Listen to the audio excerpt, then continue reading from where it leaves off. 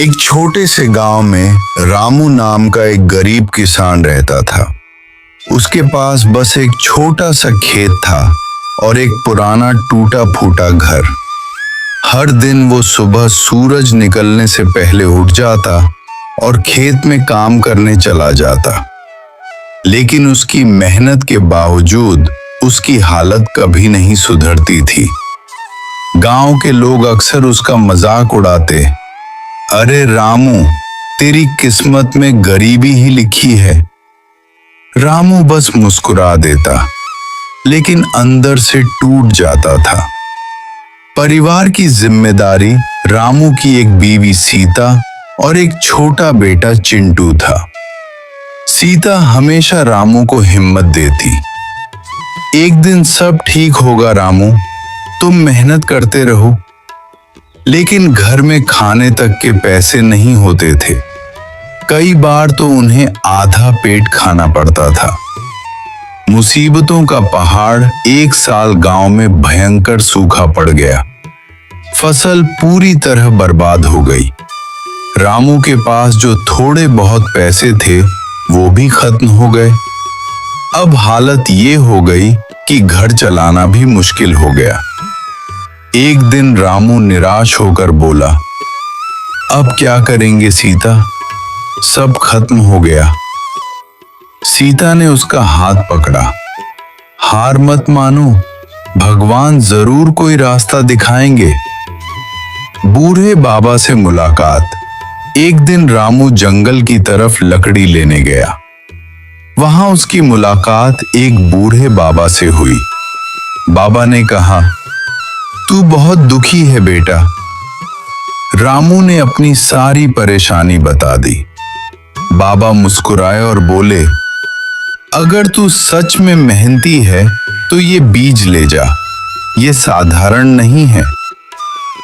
रामू को भरोसा नहीं हुआ, लेकिन उसने बीज ले लिए। जादुई शुरुआत। रामू ने उन बीजों को अपने खेत में बो दिया। कुछ ही दिनों में चमत्कार हुआ। फसल बहुत तेजी से बढ़ने लगी और बाकी खेतों से कहीं ज्यादा हरी भरी हो गई। गांव वाले हैरान रह गए। लालची जमींदार गांव का जमींदार ये देखकर जलने लगा। उसने सोचा, अगर ये ऐसे ही आगे बढ़ गया तो मेरी इज्जत खत्म हो जाएगी। उसने रामू को बुलाया और कहा, ये खेत मुझे बेच दे। रामू ने मना कर दिया। जमींदार गुस्से में बोला, ठीक है, अब देख मैं क्या करता हूं। जमींदार की चाल और रामू की हिम्मत। जमींदार ने रामू को सबक सिखाने की ठान ली।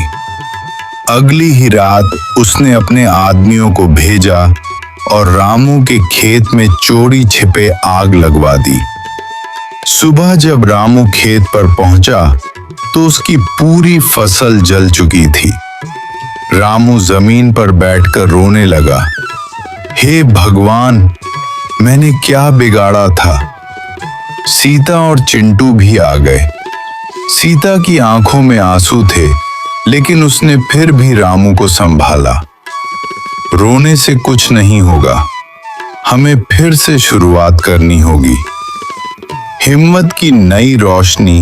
रामू फिर उसी जंगल में गया जहां उसे बाबा मिले थे।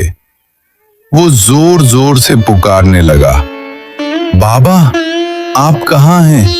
मेरी मदद करो। कुछ देर बाद वही बूढ़े बाबा फिर सामने आए। उन्होंने शांत आवाज में कहा, बेटा, ये दुनिया आसान नहीं है। यहां मेहनत के साथ हिम्मत भी चाहिए। रामू ने कहा, बाबा, अब मेरे पास कुछ नहीं बचा। बाबा मुस्कुराए और इस बार उसे एक छोटी सी थैली दी। इसमें कुछ खास बीज हैं, लेकिन ध्यान रखना, इनका इस्तेमाल समझदारी से करना। दूसरी बार चमत्कार। रामू ने घर आकर फिर से खेत तैयार किया और उन बीजों को बो दिया। इस बार फसल और भी ज्यादा तेजी से उगने लगी। और सिर्फ ज्यादा नहीं बल्कि अलग भी। उसमें से सोने जैसी चमक निकल रही थी। कुछ ही दिनों में वो फसल बाजार में बहुत महंगे दामों में बिकने लगी। रामू की हालत धीरे धीरे सुधरने लगी। जमींदार की साजिश। जमींदार को जब ये पता चला तो उसका लालच और बढ़ गया। इस बार उसने चालाकी से काम लिया। वो रामू के पास आया और मीठी बात करने लगा। रामू, मुझे माफ कर दे, मैं तेरी मदद करना चाहता हूं। रामू थोड़ा समझदार हो गया था, लेकिन उसने कुछ नहीं कहा। सच्चाई का पता उस रात रामू ने देखा कि जमींदार के आदमी फिर उसके खेत के पास घूम रहे हैं। रामू को सब समझ आ गया। उसने गांव वालों को बुलाया और सबको सच्चाई बता दी। गांव वाले गुस्से में आ गए। न्याय की जीत। अगले दिन गांव की पंचायत बुलाई गई। रामू ने सबके सामने जमींदार की सच्चाई बता दी। गांव वालों ने भी गवाही दी। पंचायत ने फैसला सुनाया। जमींदार को गांव छोड़ना होगा। जमींदार की सारी चालें नाकाम हो गईं। नई शुरुआत। अब रामू बिना डर के अपने खेत में काम करने लगा। उसकी फसल पूरे इलाके में मशहूर हो गई। लोग दूर दूर से उसकी फसल खरीदने आने लगे। रामू अब गरीब किसान से एक सफल आदमी बन चुका था। कहानी की सीख। सच्चा प्यार और त्याग कभी बेकार नहीं जाता।